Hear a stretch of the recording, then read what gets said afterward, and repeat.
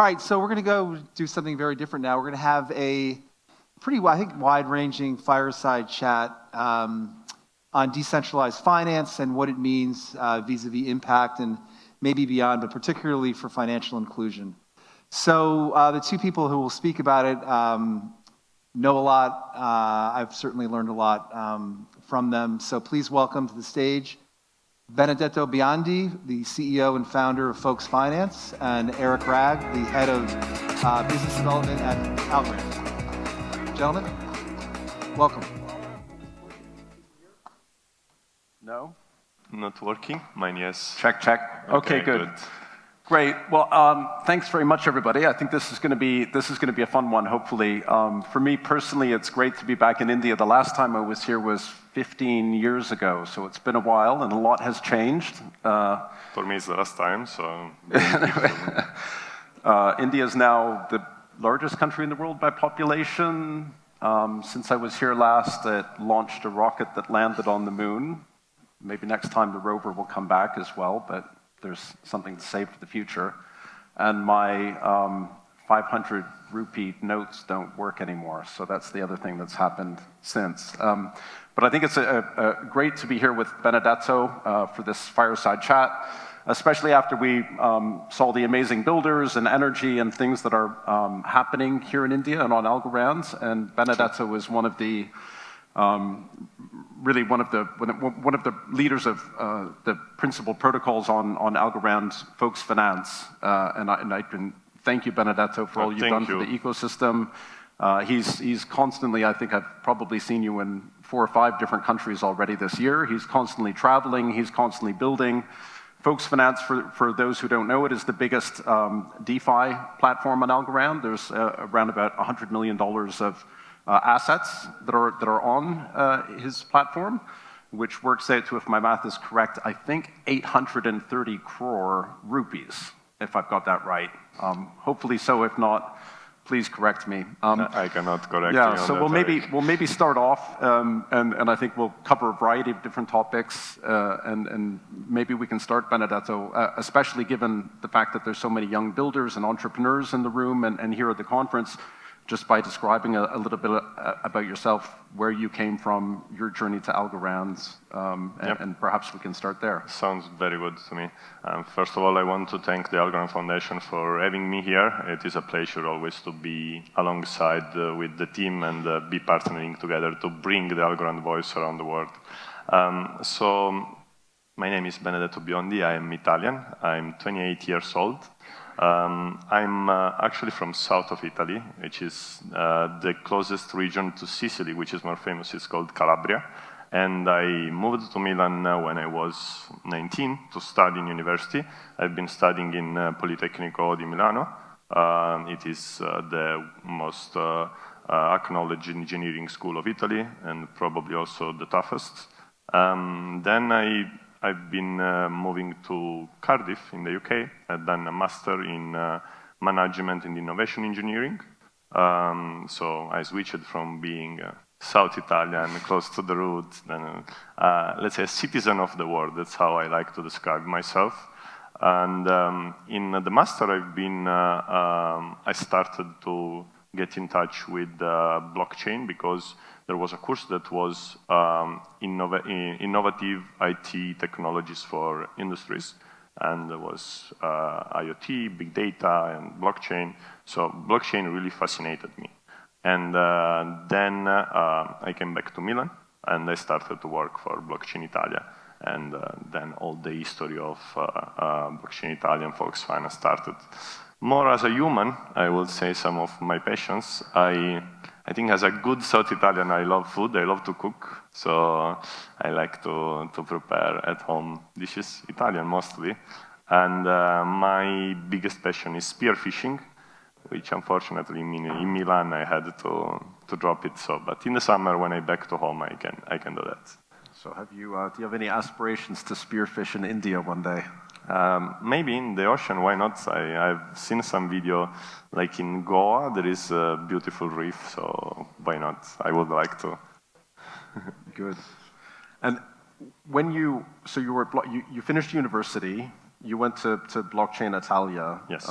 In Italy, and maybe you can talk a little bit about, you know, did you always want to start your own business? Did you always was it always in the financial area? Were you considering other ideas, and how did that process go? It was a very come up with interesting time of my life. I started as a project manager, so I used to work in different project traceability, data notarization, different things that came up to the software house. By the way, Blockchain Italia is the largest Web3 software house of Italy, and it's based in Milan.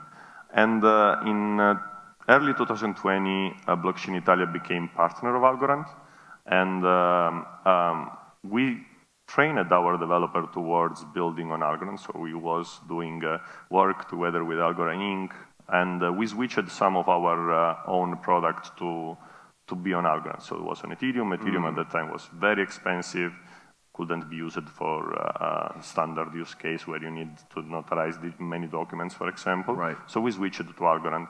Actually, our founder is also Sicilian, so he met Silvio in a conference. It was like very quick love, and we started to build on Algorand after that. So it was actually 3 years ago when then we saw, let's say, there was the boom of DeFi on Ethereum, and we understood that there was going to be DeFi also on Algorand. We were like, okay, we are one of the few dev shops with developers on Algorand. Why don't we build something Was there cool? any other examples of DeFi on Algorand? There was being built Tiny Man at that time. Okay. Yes. So, so the DEX was being built. Right after a DEX, you need the lending protocol. So the idea was to start to build the first Algorand lending protocol. At this time, there wasn't even the Algorand virtual machine, so it was very complex.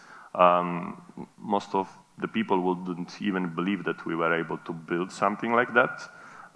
Anyway, so we applied to the Algorand Europe Accelerator.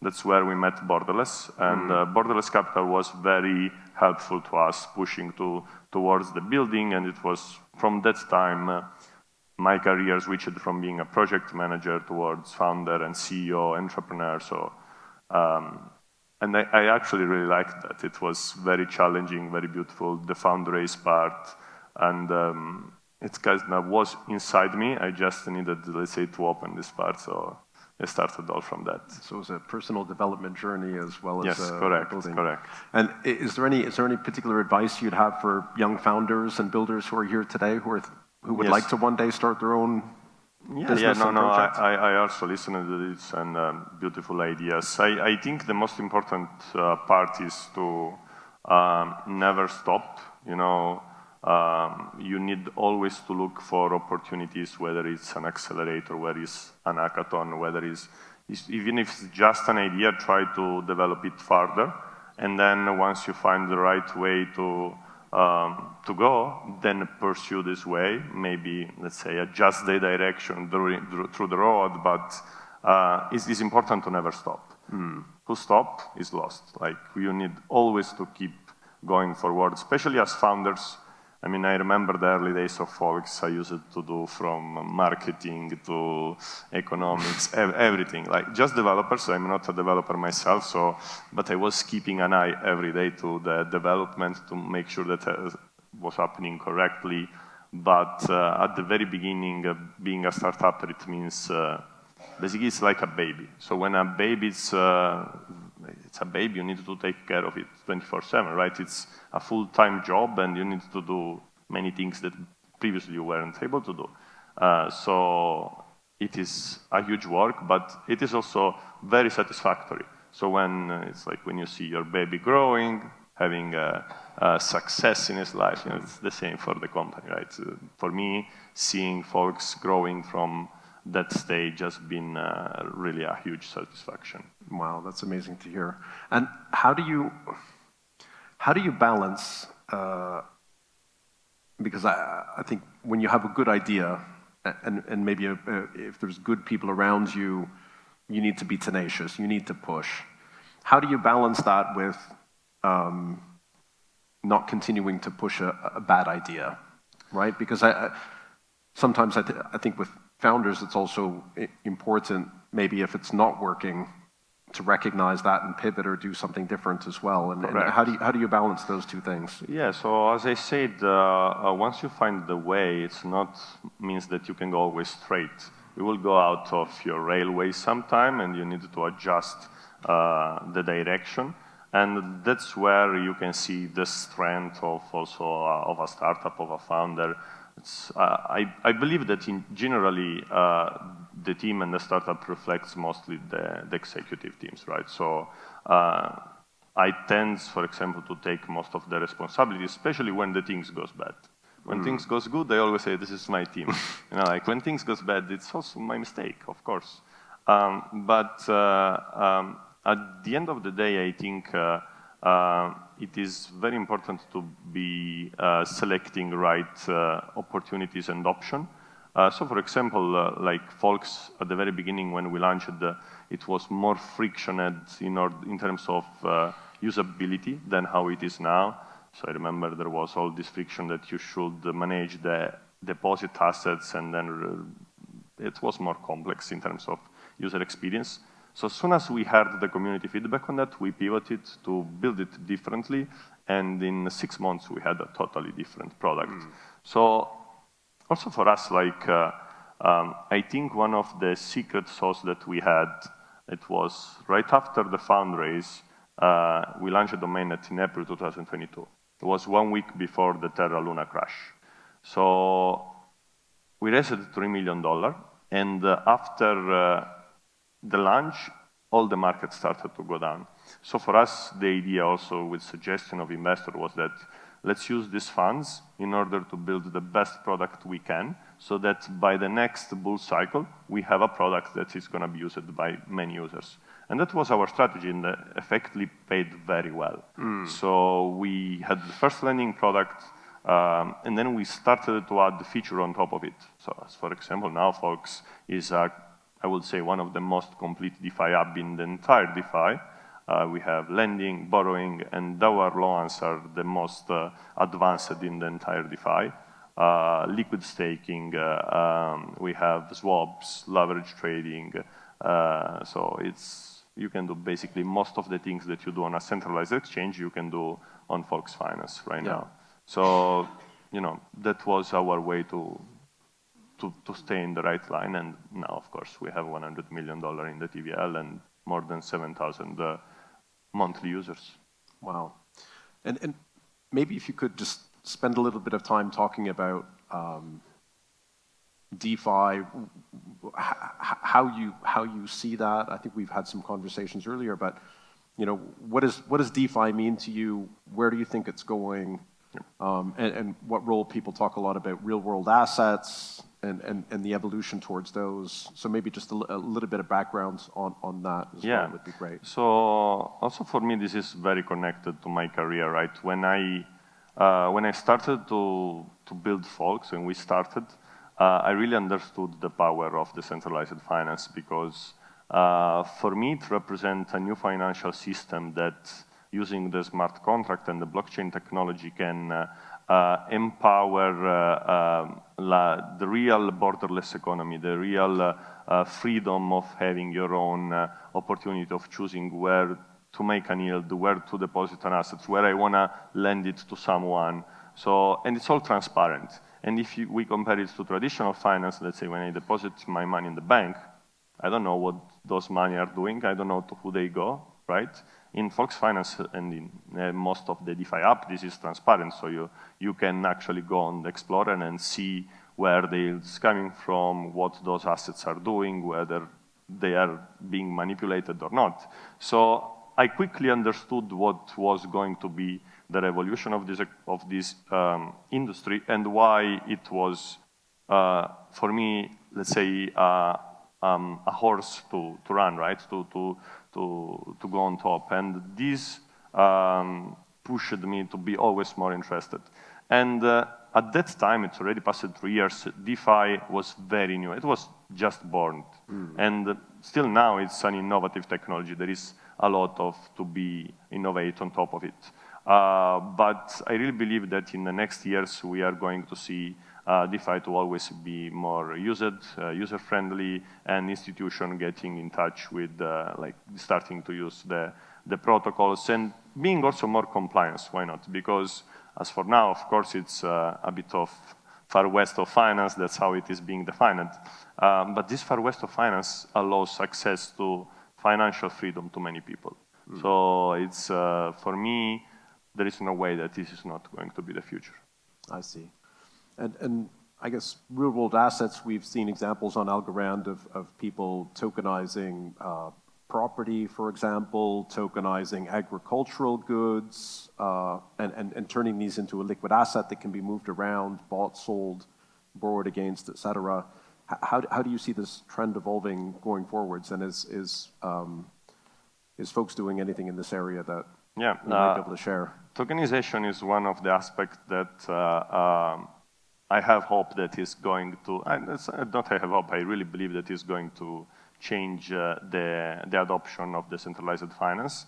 So I always make a very simple example. Like when I try to explain my father what is Fox Finance, he's like, okay, but why do I need this? It's all crypto, and do you right? explain it once, or do you explain that? Does he ask the question again and again? No, a few times, and then I told him, when there will be the day that you can use it, I will tell you. So, okay. So the reason was that... So we're not quite there yet? Not yet. But the point was that, this is an infrastructure that now powers crypto as the capitals that are being used on top, right? But it is an infrastructure that can be applied easily to CBDCs, to tokenized assets. So I always told my father, one day you will be able to have your house as tokens, and you will be able to use protocol like Fox Finance to get the loan through it, and you don't need to go through the standard bank process.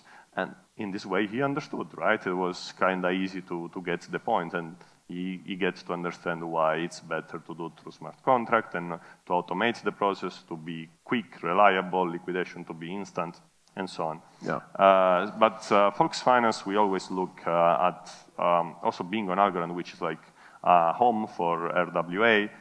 We always look on ways to integrate those. And for example, we were, and we still are looking to build NFT lending, which is going to be a middle point where permissioned assets of tokenized assets could match the permissionless lending market. So we can access liquidity that is on DeFi to tokenized assets that represents, for example, lofty properties.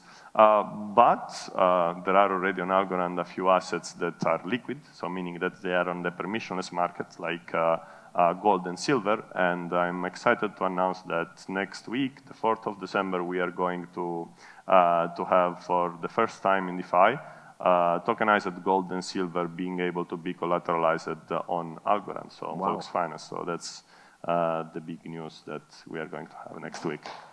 Congratulations. Thank you. It goes to the team, never to me. The good things. To the team. Okay, yes. Good. To the gold team. And to the community. Like one of the most important parts for us is to listen to the community. So Fox Finance, by the name, right, is the finance of the people, of the normal people. So we always, actually we have a community manager, which is amazing.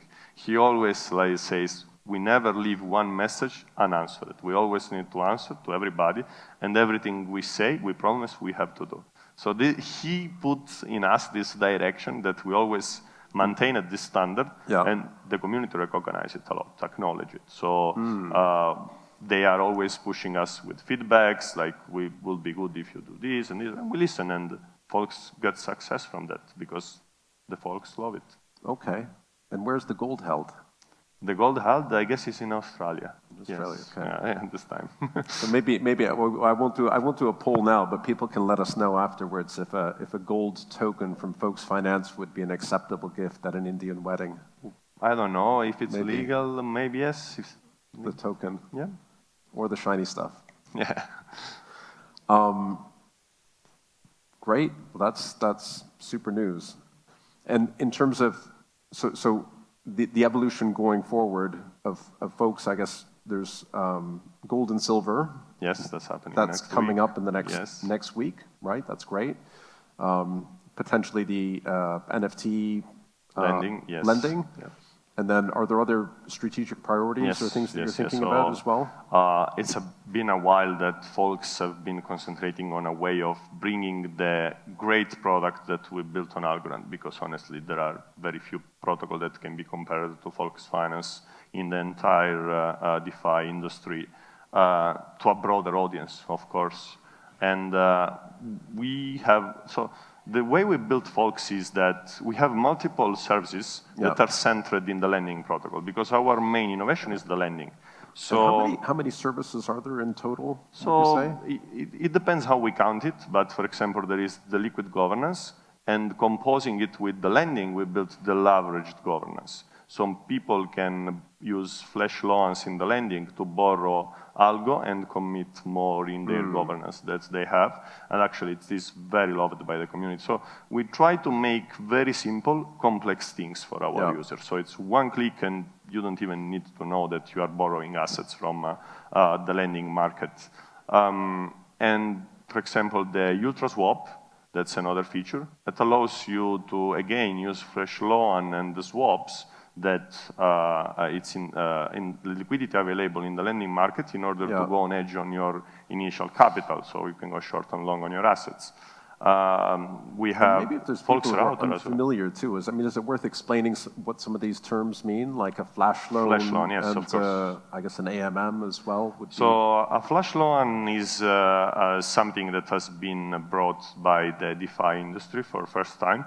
So is a loan that is... If I can too, as somebody who spent my many years in traditional finance, it's probably one of those things that I find to be truly innovative. The idea that you can give a loan without collateral, yes. Well, but it's without collateral, but also without risk. Yes. So that idea in traditional finance is a ridiculous idea. Of course, if you give a loan, you can have collateral, you might have a house securing all these things, but you're always going to have risk. Correct.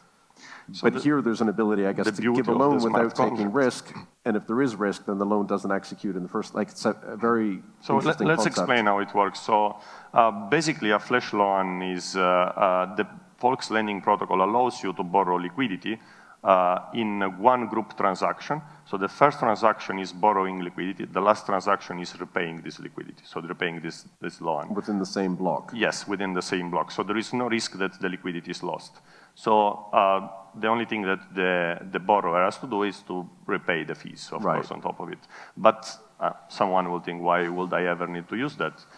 For example, you could use this liquidity to leverage trading opportunities in DEXs. So that's how it started. And in Folks Finance, we directly integrate it in order to build a simple feature to use for the user, for example, the leveraged governance. In general, the point here is that thanks to the composability of the smart contract and feature like the flash loans, we are able to do things that in traditional finance are not really able to be done. If I can jump into, I think would a fair analogy be, I'm a person, I find an opportunity to, somebody's selling a car, I think, for cheap, for $1,000.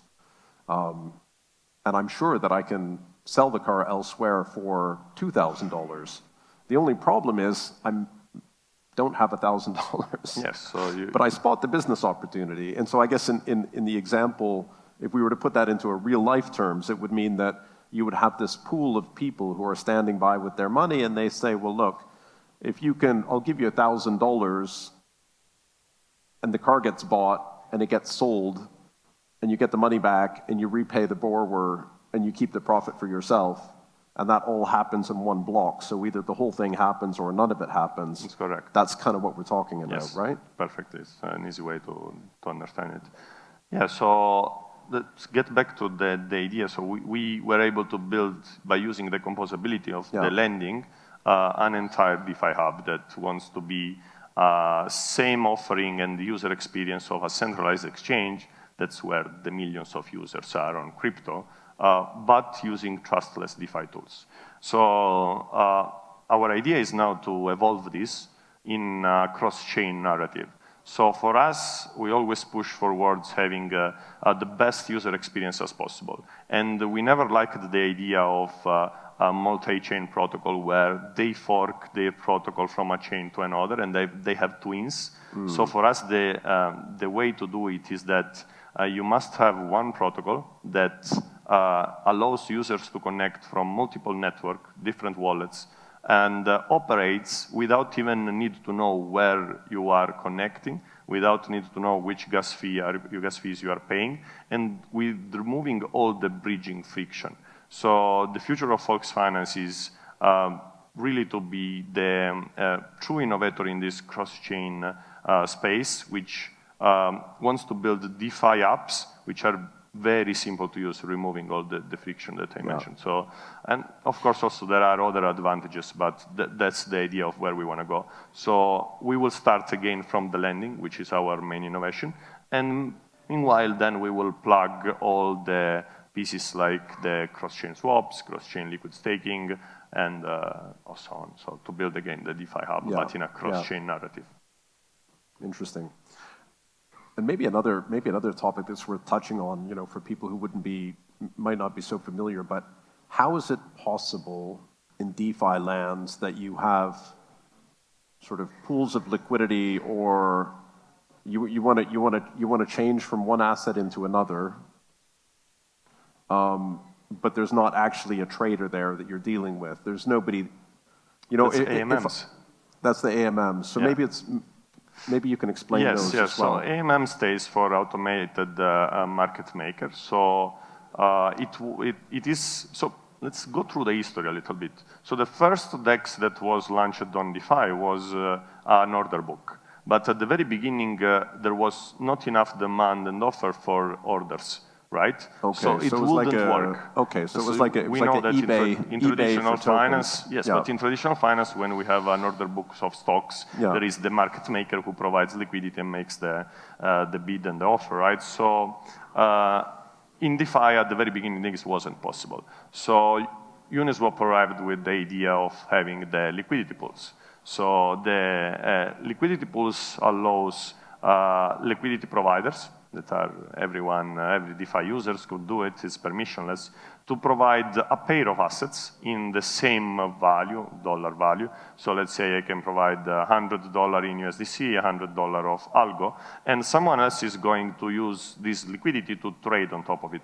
But when trading, he's balancing both pools. So if you are buying Algo, the USDC quantity is going up, and then someone else is going to do the contrary to reflect the exchange price. So that's why they are called the automated market maker, because there is no need of this middle entity that is going to match demand and offer. It's working automatically.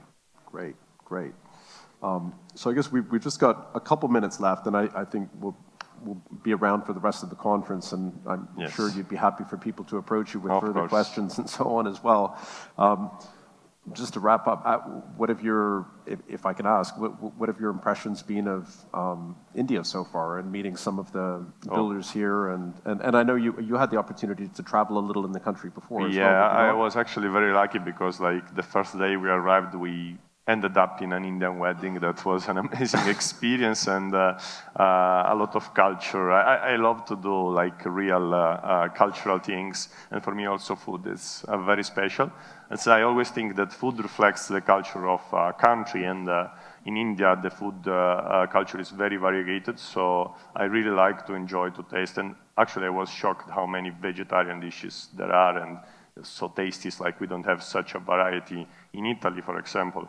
And I really enjoyed to try the traditional food, but not just in restaurant. I even stopped in a dhaba, which is like home restaurant for drivers on the highway, and it was amazing experience. Like so, but I'm actually also very excited. Let's say the business side.